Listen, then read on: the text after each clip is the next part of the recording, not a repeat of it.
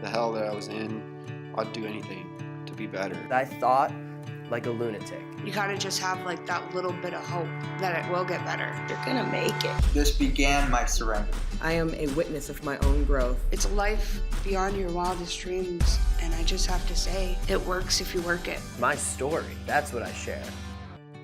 You're listening to Far From Finished, a weekly podcast where we share new, real-life stories of hope and triumph, told by the people who live them. Today's story comes to us from... And every little thing I did, going to the fair, going to a football game, watching a movie, every time I did something that normally would have had alcohol in it and didn't, it was like an achievement that only I knew about, that I could share with my higher power. It was like a little bling bling, like a little happy dance going off, and each one made me stronger, and a little more confident. To at some point, I didn't even see it coming, but I just got to the place where I was just happy being me. If I wanted something, I got it. I wanted to farm with horses, I got to farm with horses. I wanted to be a mechanic, I became a mechanic. And, I think a lot of that is because I came from a broken family. There was a lot of abuse in my family. My biological father and my mother wore blinders. And as children, we were promptly, I don't know if you want to call it dismissed, thrown away, or what, but we left home one by one as we turned 14. So having the benefit of people that were kind-hearted and took me into their home, I was able to go ahead and get that GED. I lived a blessed lifestyle, but there was something that was not right in my heart, like something that was missing or broken, or if I didn't belong to my family, then where could I fit ever? So I was an overachiever. Anything less than an A wasn't good enough when I went to college. If I didn't have my own business, if I didn't build the best engine, if I didn't have the cleanest house and the best, everything had to be meticulously as much as I could get to the best. And if it was less than the best, it would eat holes in me. When welfare reform happened, and I found myself faced with the decision to leave the home and go to college, or my children we wouldn't be able to have HUD. I was a single parent. I ran a daycare, but daycare did not qualify as a job. And it's true. Go ahead and look it up. Per child, what I was being paid would have been less than minimum wage per child per hour, so it didn't qualify. And I chose to go to college, again, putting that pressure on myself. It has to be straight A's. I have to have the nice house. I have to have, and I couldn't sleep, the stress. I found myself as a single parent, 6 kids, full-time college, part-time job, and the stress, and I could not sleep at night. And if I had a couple of beers while I was doing all that homework, I could get the homework done, get the laundry done, get the meals done, and still sleep. And somewhere along the way, it changed. And instead of just a couple of beers to sleep, it was every night. Then it was a 6-pack. And the excuses started to happen, like, well, it's a barbecue, or it's Friday, or it's Monday. And then it was Tuesday. Well, it was Super Bowl Sunday. It was somebody's birthday. It was not somebody's birthday. It was a spring break, summer break. We're going to the lake. And still I managed to be functional. And some tragedies hit. My best friend passed away. I lost the farm. My ex was suing for custody of 2 of my sons because I didn't want to stay in that state any longer. My friend refused to die in that state. She didn't want to die in Arizona. She didn't want to die in Iowa. Didn't want to die in Florida. Where are you going to bury her? And she is dying because of drugs and alcohol. Has done so much damage that she has a limited amount of time. And all of that, you would think that would kind of trigger a thought process, but all it did was I drank more. I started doing things that were embarrassing to myself, and I knew it, but I would rationalize it in my head that, well, who really cares? And, it's my yard, or everybody does it. Who am I hurting? I'm really not hurting anybody but myself. The years were going by, and my behavior it would go from bad to worse to bad. It was never good. I got to Arizona. I'm from Oklahoma. I buried my friend. She had 6 months to live, and she was true to her word. And I put her in the ground, and my ex got the boys. And I got down to Arizona, and I decided that I wanted my own business, and I worked very hard, and I obtained my own shop.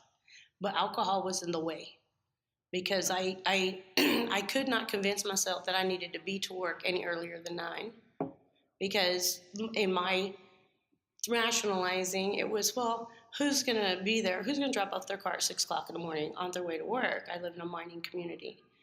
And so I'd have a couple of beers before work, and I would think, well, nobody can tell. And so my clientele, it takes like a year just to get out of the red. And even though I was an excellent mechanic, it wasn't long before, by 4 o'clock in the afternoon, I had to close early if I wanted to be able to get myself home. And I had a loyal clientele, but that's only probably because I was handing out beer to them too, you know. And people started to where they would pay me in 12 packs. And I ended up losing that shop. I reached a place in my life where I would sell eggs on a street corner to get enough money to buy my next 6-pack. And it was always 2. Anybody ever asked me, how much beer have you had? 2. I always had 2. I never had 4, never had 2. Yeah, 2 what? 2 cases or something? 2. I was starting to become a serious embarrassment to myself, and I was starting to realize it. Football games, my next to the youngest boy lettered his freshman year, and I could not sit through a football game. I had to get out to the parking lot so I could have a beer. I didn't, parent-teacher conferences, the teachers didn't, the look in their eye was not respect. And here I am trying to state a case in my child's behalf or in their defense, and knowing in my heart that these people aren't believing a darn word I'm saying, because all they see is a drunk. How many times was I escorted out of the fairgrounds or in the backseat of my own car, unfortunately unable to operate the door locks because I was too inebriated to figure out that if I reached into the front seat, I could push the button. My life was really, really getting out of control. I had a total of 4 heart attacks. One was a widowmaker, and that didn't stop me.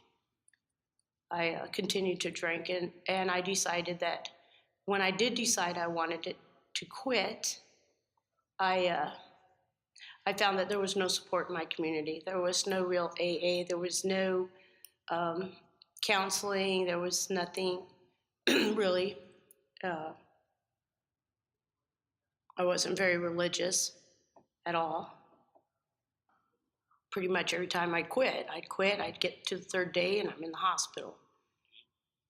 At one point during a hospital stay, the doctor actually gave me prescription Budweiser, because if I didn't have a certain amount of alcohol in my system, I was going to die. And it was just that simple. If I drink, I'm going to die. If I don't drink, I'm going to die. And I would spend my time on my knees every morning begging God, please, you know, if I'm going to have to die, can't we just do it today? You know, instead of not in an embarrassing way. Well, one night, I was on my knees again. Please, God, you know, ain't nobody want to talk to me. And my husband's just waiting around, you know, waiting for the life insurance. My kids come home every day wondering if their mama's going to be dead or alive today. And I saw this commercial on the TV. And I thought, well, I'm just going to mess with these people. Nobody else wants to talk to me. I bet they will. And with a sarcastic attitude I had at that point, I paused it, and when the little pause thing went away, you could make out the number, and I called. And as I was speaking to these people, I continued to drink. So I really don't remember what all was said to these people, but apparently, I have something. I had made some arrangements because I got a phone call the next day asking me if I was on my way to the airport. And I was like, why am I going to the airport? Surely you have the wrong number. Who is this? They told me it was the greenhouse and that I had made arrangements to go to a rehab. And I automatically thought, well, this is either some kind of joke or my husband is up to no good, or it's like one of those, they get a little bit of information and now they're going to hit you up, like they do on the internet. If you just think, oh yeah, I'd like college, you have 80 colleges call. So I'm thinking it's like that. If I tell them, no, you're mistaken. They said, well, you made these arrangements and you gave us all your insurance information. Can you be at the airport tomorrow? And they spoke to me, and this gentleman kept telling me that they were going to help me to feel better. And I started thinking about how I had been feeling. And I hadn't been feeling all that great lately at all. I was down to like 98 pounds. I couldn't eat anymore. I can't go out in public. I can't do anything. So I remade the flight arrangements, called my husband at work, and I told him he needed to take the next day off. And he said, why? I said, I'm going to Texas. He says, you're leaving me? And I said, yep, for about 30 days. And he took that day off, and he took me to the airport. And I think we'll skip over the shenanigans that happened at the airport. Needless to say, I did not get on the first plane. Somebody had allowed me into the airport with money in my pocket, and that was a bad idea unattended. I did make it to Texas, and a gentleman came in and got me, and I think I still blew after not having a drink for like 10 hours. I blew like 0.14 still, and I signed some documents the following day, and about a week into it, I started listening to what these people were saying, and it was like they had followed me through my life, like they were taking notes of the stuff that was happening in my emotions as I went through this process and got sicker and sicker. Like they knew, it was just, I don't know, I can't even put words to it. It's like they knew every little detail. The literature, all the classes were geared, in my opinion, directly to me, about me. It was almost like being in a matrix. It was pretty neat. I started to learn stuff about myself. And this one woman, the nurse, came up to me, and she's a little tiny thing, and she pulled me down face to face to her, and she says, you're going to make it. You're going to make it. You've got something. And I kind of blew her off, and I thought, the only thing I have is an attention span, because I'm kind of really listening. I'm trying to understand, how do these people know all this stuff about me? How do they know what it feels like to be so broken and so alone, and yet at the same time to be able to achieve so much on the outside and have so little on the inside? And I started to take notes in that program. I started to pay attention. And I stayed there. I completed the program, and there was a lot of different activities. There was a lot of different situations where I'm in conflict with other people that were there, watching and learning on how to deal with different conflicts from the staff. And we ate a lot of chicken. So, anybody that wants to go into this program, be prepared. They will feed you healthy food. But you can still gain weight. I did. Well, I didn't weigh nothing when I went in. There was all different kinds of people in there. It wasn't just alcohol. There was heroin and coke and meth. And at one point, I thought I saw my daughter from across the room, acted just like her, looked just like her, wasn't her. I wish it had been. And I had an opportunity to gather up all the information, but still hadn't really, when I left there, what I had was a box of tools. They had given me all these different ways and techniques on how to cope with stuff. Well, I got home, I had no idea what I was going home to. Am I going home to a divorce? What are my kids going to think, of me? Am I going to be able to succeed or even survive?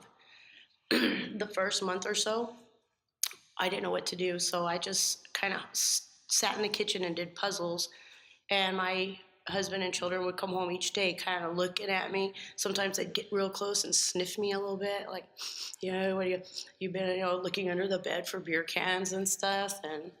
And time went by, and I found myself with a little bit of self-confidence, not the kind where you have a plaque on the wall that says you've got an associate's degree or that you have an international honor society, but the kind of self-confidence that it was okay to be myself. And one of the first things I did when I got home, within 5 minutes, I didn't even go to the restroom, I did not unpack a bag, I called AA right away.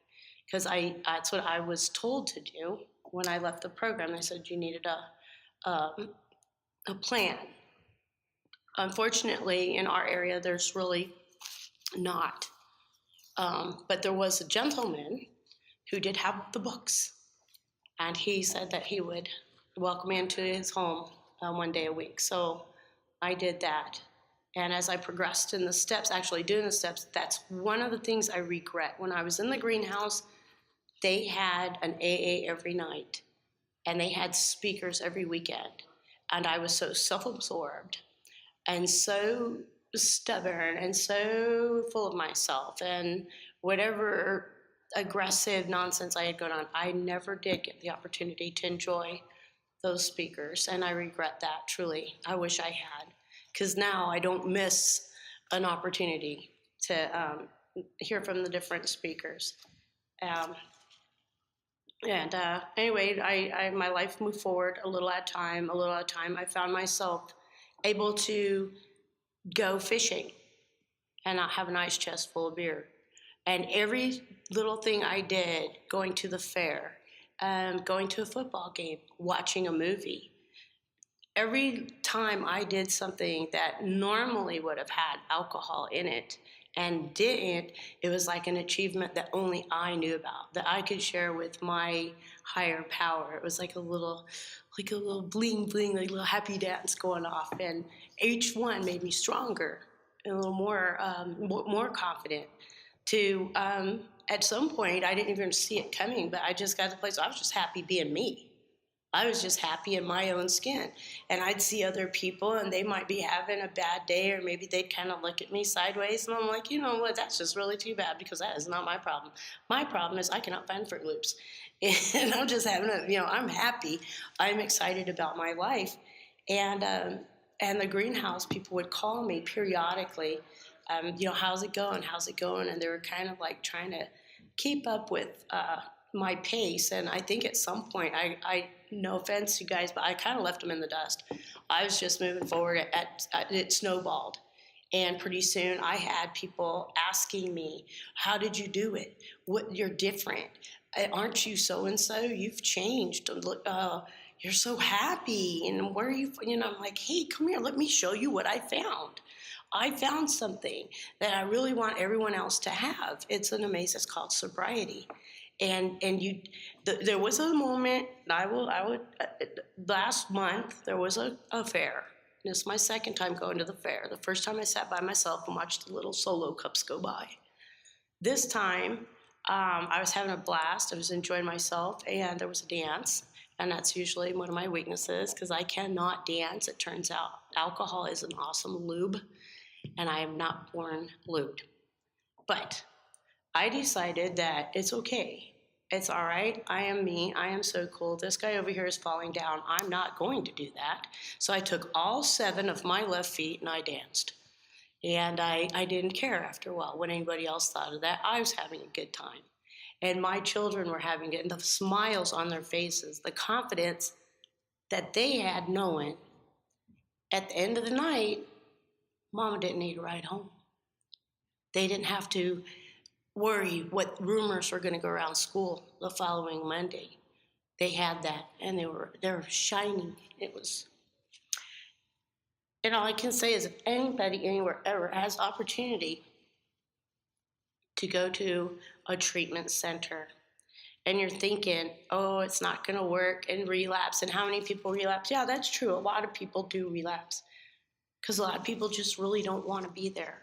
But if you really, really want it, more than anything else, and you want to, like that guy said, you want to feel better, you should give it a try, and give it a real try, not halfway. Just, even if you go in it with the attitude like I did, I went in with the attitude, I was like, yeah, this is not going to help me. I don't know how it clicked. I wish I could. I just heard something. Somebody believed in me. Somebody said, you can do it. Somebody said, it's not your fault. That it was a disease. It was an allergy. I wouldn't trade it for anything, ever. I would not trade the experience for anything. And if there's any way I can help anybody else, I sure will. I sure will, because it sure is worth it. It's worth it to get up in the morning and it can be raining. There's a hole in the roof, and you're setting that bucket down, and you're just happy that you got that bucket and that you got that hole in the roof and that you're there to experience it. Because that's what it's all about. Being able to experience it and enjoy it. It's awesome. And how much more miserable whenever I was drinking, I thought, wow, I'm having a blast. I was not having any fun at all. I was miserable. I was, what are we doing? We're having fun. Are you having? No, I'm not having any fun. I'm almost out of beer. The store's going to close. This guy's passed out. That's not fun. Who's going to clean this mess tomorrow? Not me, because I'm not going to feel very good. So it was, being drunk was ugly. It was a very ugly thing. Being sober is awesome. I get to go out and have real fun. I wish, like tubing. I can go tubing and remember it. And hey, that's that spot, when you're drunk, you're like, I don't know, I was around the corner. The tube popped. I don't know why. I used the same 12-step program to quit smoking. After I got out of rehab, I waited 1 year. My doctor advised I wait a year, and I took the tools that they gave me, and I used those to quit smoking. I haven't had a cigarette in over 10 months. I'm looking forward to my 1-year anniversary on that. And then maybe I'll back off of the Mountain Dew. It's hard to say. My family's happier. Nobody has to come home and look under the bed or worry or wonder. I don't worry or wonder. I'm trying to help others. I have an all-women's AA group, and I have a support group that I'm running, and try to give other people some of the information I've gathered, because I really would like to see the whole world be able to wake up in the morning and feel the way I do. It's an awesome way to feel. There's honesty in our family, there always was, but it's inside and out. They don't have to stutter when someone says, what'd you do this weekend? They don't have to hesitate. My family does not get worried if they come home and I'm not there. If the car's not in the yard, there's no, where's mom? None of that. I don't get phone calls. What are you doing? Where are you at? Who are you with? Nobody's counting the money. They should be, though. I've got a stash. What tools or skills have helped you in your recovery? One of them is like a spot check. Like when you check yourself and ask yourself, why am I doing this? What am I trying to get from this? You're asking yourself a straight up question. Is it really for comfort? Is it for self-esteem? Is it selfish? That's asking yourself those hard questions and being honest with myself is one of the tools. Another tool is a distraction tool. Like if you're really focused on that cigarette, just focused on, okay, I want that cigarette. They're having a cigarette. There's a commercial on TV with a cigarette. There's a pack of cigarettes. Here's a lighter. So you can, one of the things they taught us was how to focus on something else. Find something somewhere in your mind that it could be an old memory. It could be a tune. It might be just something as simple as Tommy Whoops, Tommy Whoops, Tommy Whoops. But you can reprogram that quickly. You can tap your forehead and then tap your chin and pinch your ear. And while you're thinking of something besides, refocus your thoughts. That was one of the tools I've used. What advice would you give to someone new to recovery? I would tell them to believe in a higher power, and I would tell them that they should find someone that they feel that they can tell anything and everything to, and I would want them to trust. Even if you feel like you shouldn't tell somebody something, that's the person you need to tell it to. Tell it all.